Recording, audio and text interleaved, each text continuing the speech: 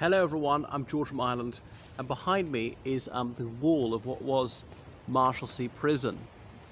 And this wall is the last remaining part of the prison. So the prison stood here for 469 years. So we're in London on the south bank of the River Thames, an area called Southwark. So it was a medieval prison, and miscreants of all kinds were detained here. But till 1869, debt was a criminal matter, and someone who fell behind in paying off his creditors was sent to prison and would be detained there until such time as his debt was discharged, bearing in mind compound interest. So prisons were truly horrific until the late 19th century. Obviously weren't quite Elysian since then, but there were some basic minimum standards which were observed since the 1830s anyway. So I want to talk principally about it as a debtor's prison, because until the mid-19th century, half the people imprisoned in the United Kingdom were there for unpaid debts. So your creditors could have you locked up. There were certain places you could seek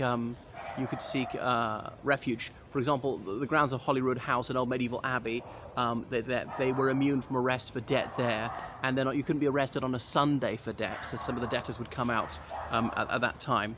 So part of the idea of this was, well, in a sense it was stealing by not paying your debts back, and also they wanted to make sure the financial system was viable. You'd be a lot more careful not to borrow more than you could pay back if you knew it was jail time for refusing to pay. And no pleading poverty. If you knew it was jail in these ghastly conditions, you would move heaven and earth to pay off your debts. Your friends and family might bail you out.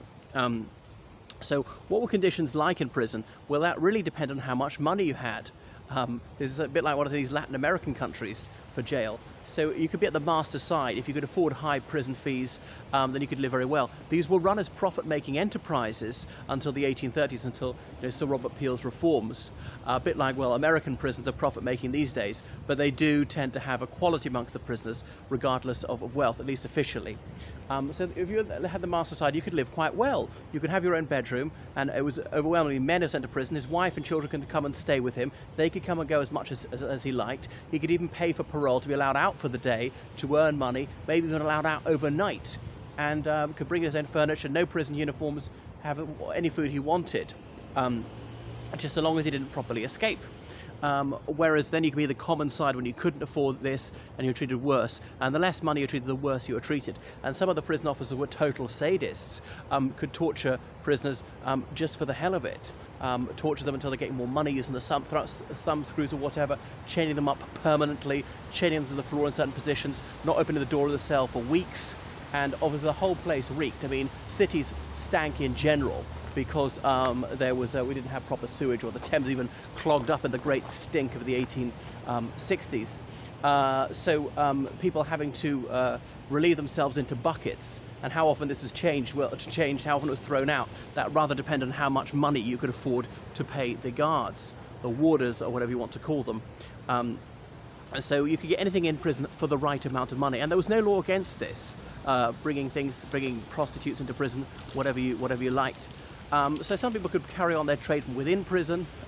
If you're a doctor, an architect, or whatever, if you're people willing to come in to see you, that'd be absolutely fine. So prisoners who were badly paid were treated abominably. Sometimes they were chained to a corpse for a while to give them a fright. So some of these prison officers were appalling sadists. And one of the most famous détenus here was John Dickens, father of Charles Dickens, which is why it features in Little Dorrit. Amy Dorrit is a child who spends some time here because her father is detained over a debt which is so complicated and confusing nobody can figure it out. Plus there were prison fees to be paid, and if you didn't pay the prison fees, then you were a debtor. And there were cases where people were acquitted of the crime they were charged with, but still had to stay in prison because they hadn't paid off their prison fees. And so it went on. And John Howard exposed all this in the 1770s. He founded the Howard League for Penal Reform, which is still going to this day. And so the system was improved quite considerably in the 1830s. So Robert Peel said this is a sort of state service. Every county's got to have a prison. It's paid for under taxation. The warders must wear a uniform. There are certain minimum standards of decency to be abided by. They will be fed. It's not going to be delectable. They will get a reasonable amount. and no more bribery. I mean, legalized bribery. They're on a level footing and things like that, and no alcohol, and men and women separated. Male and female prisoners were not separated, so you can imagine what the male prisoners were doing to the women prisoners. Adults and children were not separated in prisons, not until about the 1890s. And you can imagine what some of the men were doing to the little children, and on and on. And if the prisoners were fighting amongst themselves, the guards really didn't care, so long as it didn't end in murder.